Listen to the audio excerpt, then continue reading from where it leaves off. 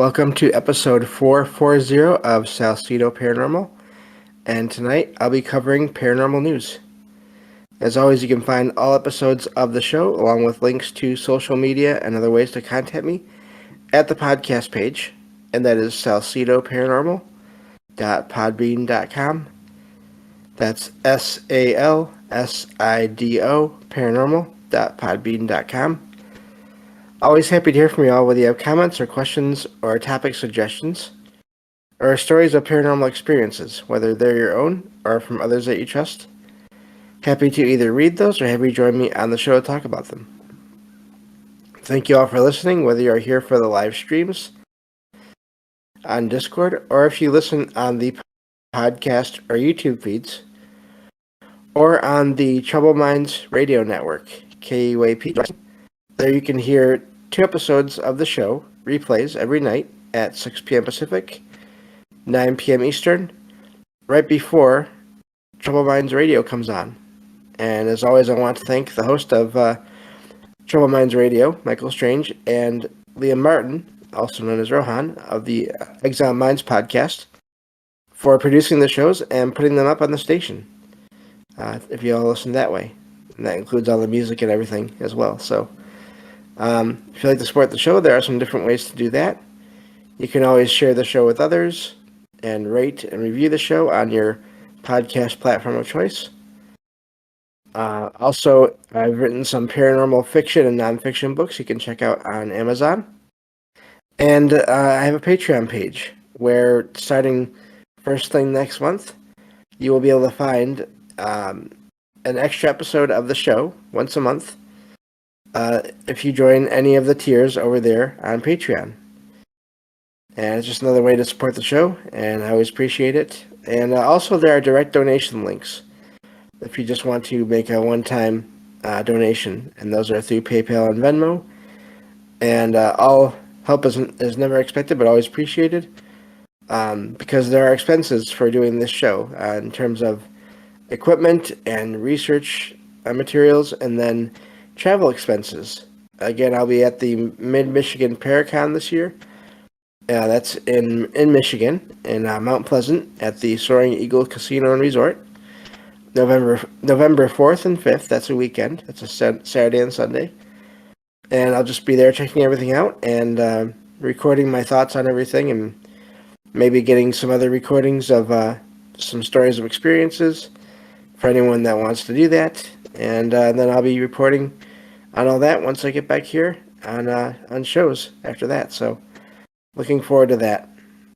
And I think that takes care of everything for now with that, and I can get to the news here. And this is all from within this last week, so about as recent as I can get. So let me get to this first article here. You can find all the articles in the episode description, at least all the ones that we cover anyway, and as well as in the Discord server in the show notes and sources channel. So you can check out the articles on your own and get any of the details that I leave out, and of course look at any of the pictures that are in these articles as well. So this first one, let me see here. Okay, this first one is from newsnationnow.com. Now, normally I don't pay a lot of attention to any kind of sort of articles, or I mean, I take note of it, but I don't pay a ton of attention to anything when it comes to the government or large corporations that are showing interest or giving attention to the paranormal, and that includes, of course, UFOs. But the title of this article reads, Poll, as in P-O-L-L, many believe government hiding what it knows on UFOs. That's where it ends, on UFOs. So, and now that in itself is somewhat interesting, but also in this article here, they mention that it's not just UFOs. They sort of go a little bit further. In that poll, they say that this Newsweek did a poll that revealed 57% of eligible U.S. voters believe that the government has more information about UFOs and alien life than it has publicly disclosed. So, and this is, of course, in response to all the latest sort of government talk and speculation and just all the different things that you can find if you look into any kind of social media, UFO Twitter, or any social media, and then put in UFOs at this point. So it also says that 40% of those surveyed support lawmakers looking into the latest whistleblowers' claims. So I'm just really glad that there is still this interest in these things. But again, as I always say, and I'll keep saying, I'm a lot more interested in the individuals that have experiences. I'm a lot more interested in the people that were polled than the people that the subjects of the poll are interested in, which is ironic in a way.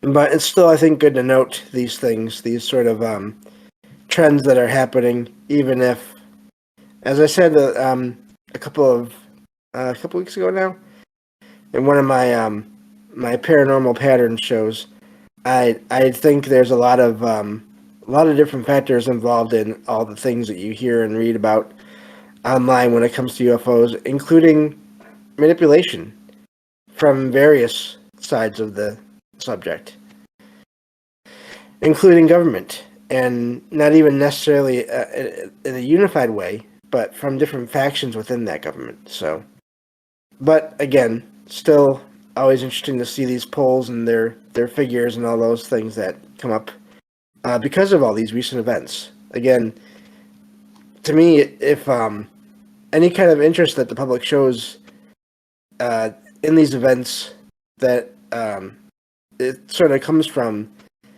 all these again, the social media and the government involvement and all that, the thoughts and experiences of the public are much more interesting to me.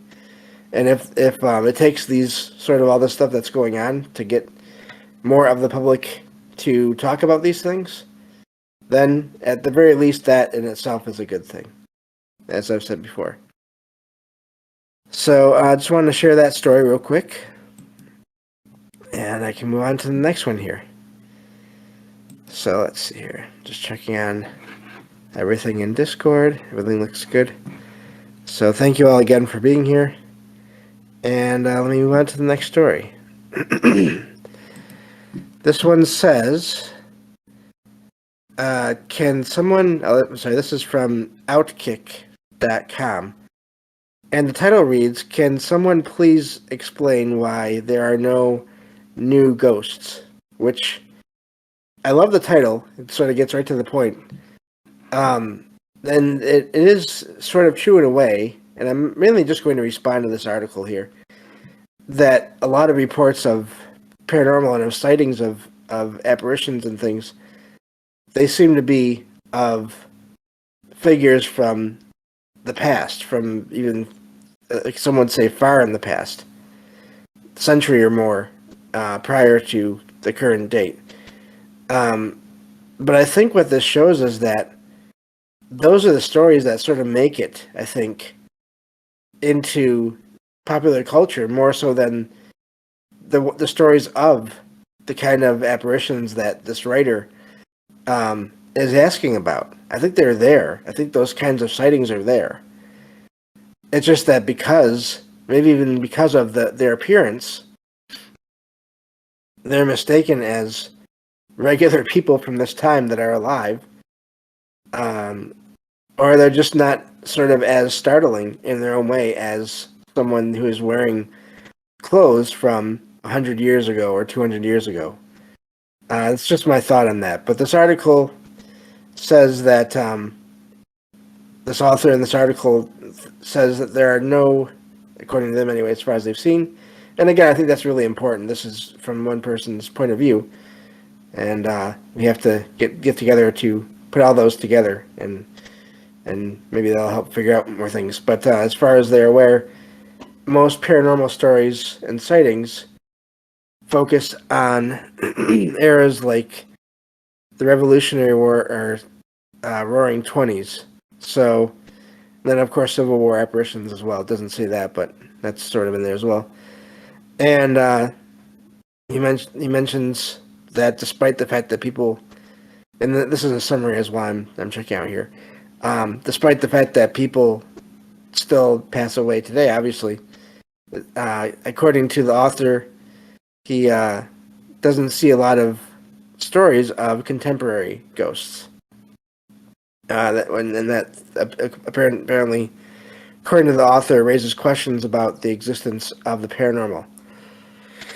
But again, I think they're out there. I think it's just a matter of maybe those stories aren't making it as far out into the public as other stories of apparitions. And that's not even getting into what these apparitions are. That's just talking about what people see and hear.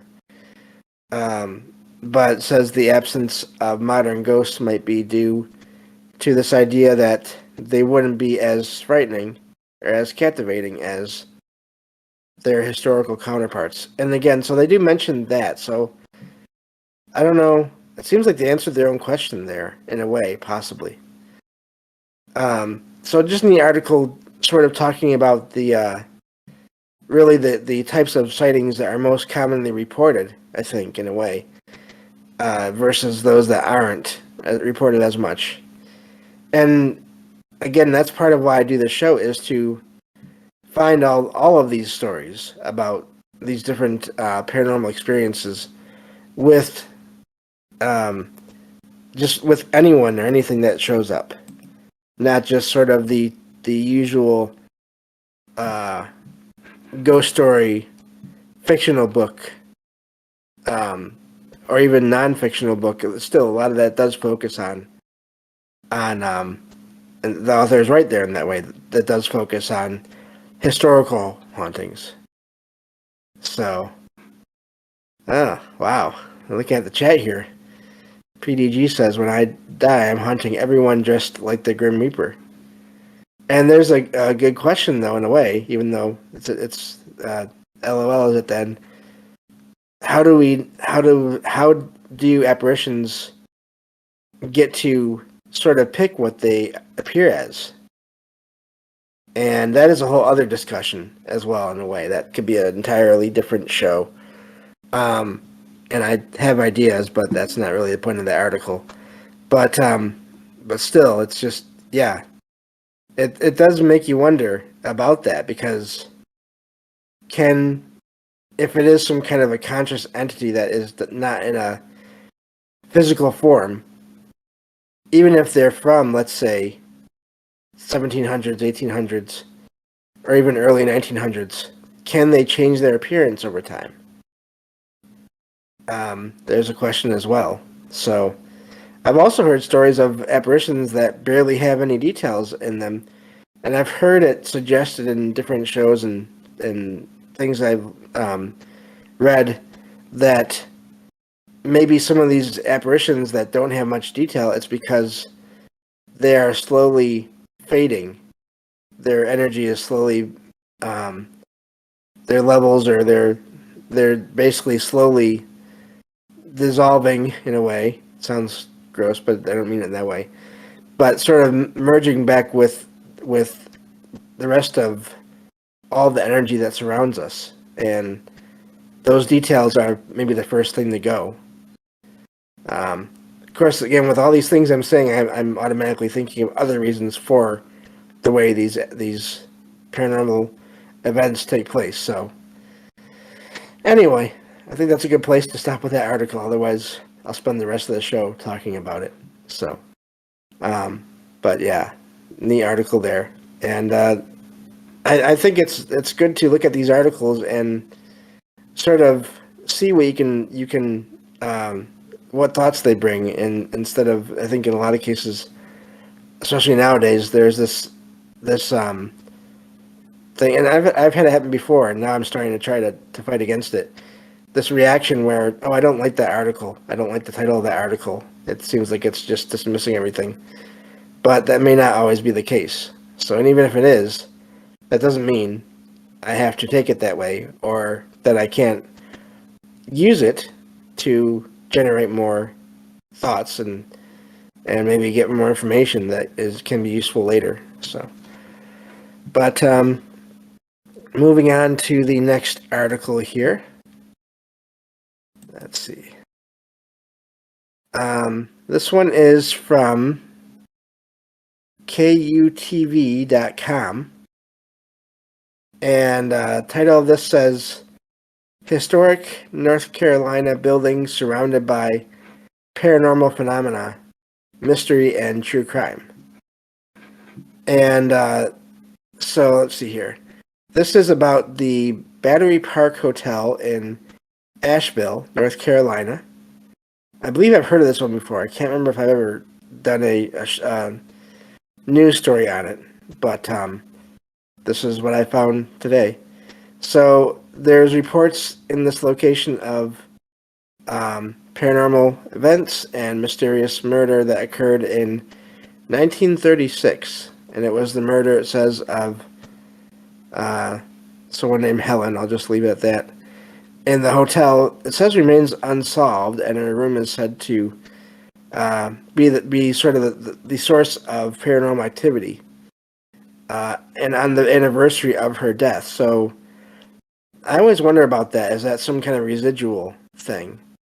Or is that some kind of attempt by intelligence, by consciousness, maybe even her consciousness, to sort of remind the world or try to get the attention of the world in some way because of what happened? That's always a question I have when it comes to these things that happen on anniversaries like that. Or is it some kind of buildup of just, I don't know, energy over time?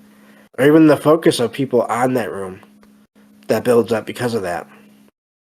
There's also a service elevator in the in the apartments, I guess, such as nearby.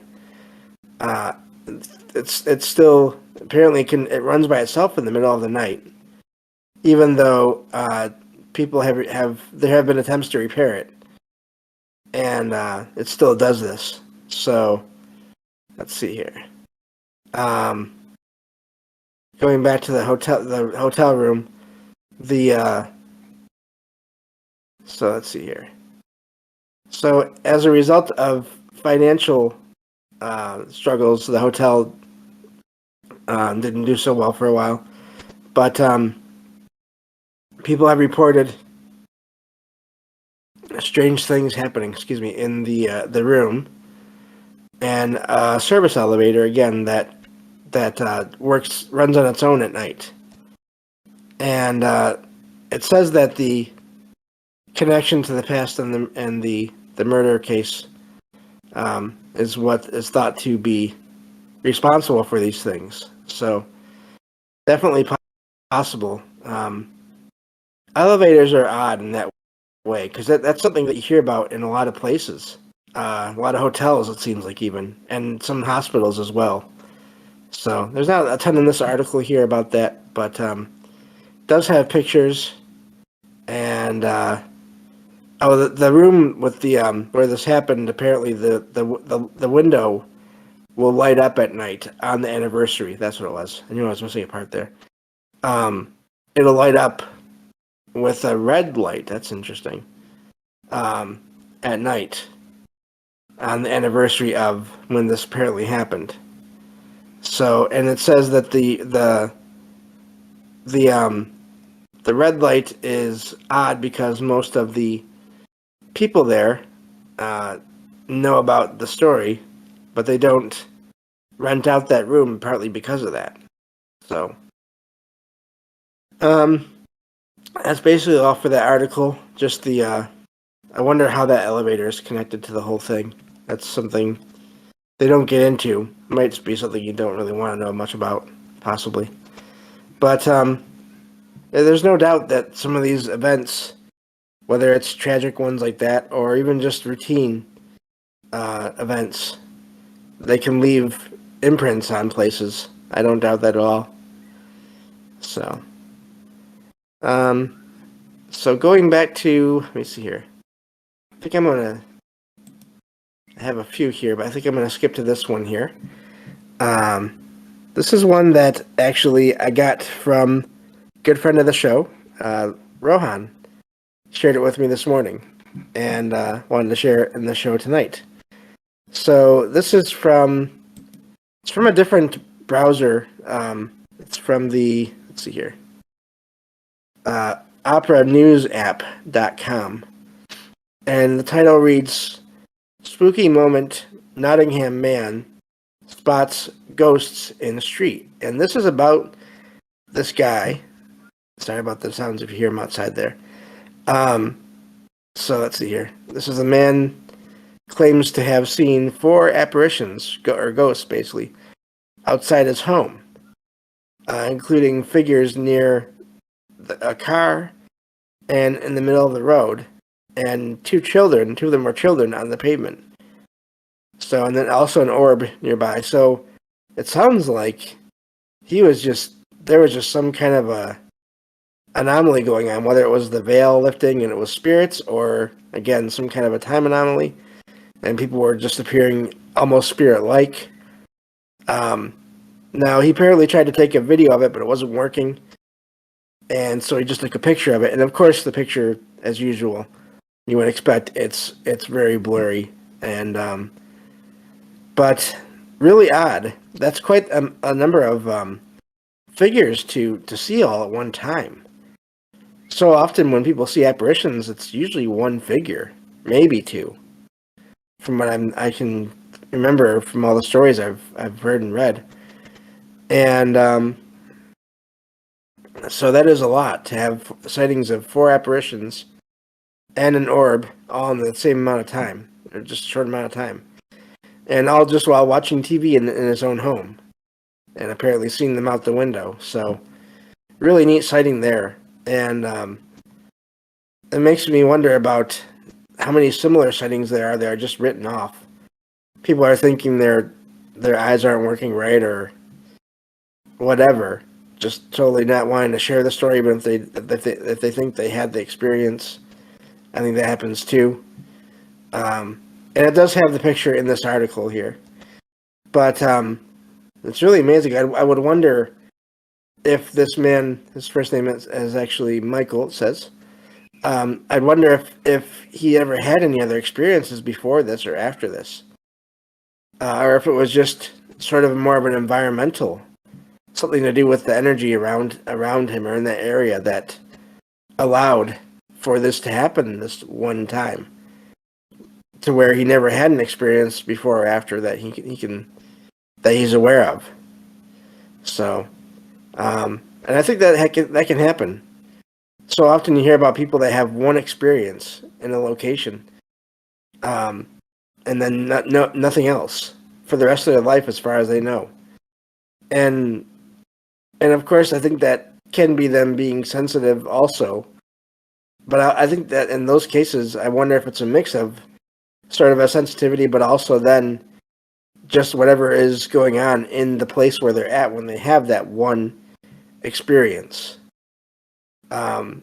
Sort of, again, the different kinds of energy and other factors, the surroundings, how that works, and of course I don't know, but I think that may be what happened here. It sounds like if there was no other experiences. So a lot of times in these articles, the people that have these experiences that share these pictures, they'll mention if they've had other experiences, and this one doesn't say that. So, but that's all I have time for tonight. Thank you all for listening, and I will talk to you all on the next episode of Salcedo Paranormal.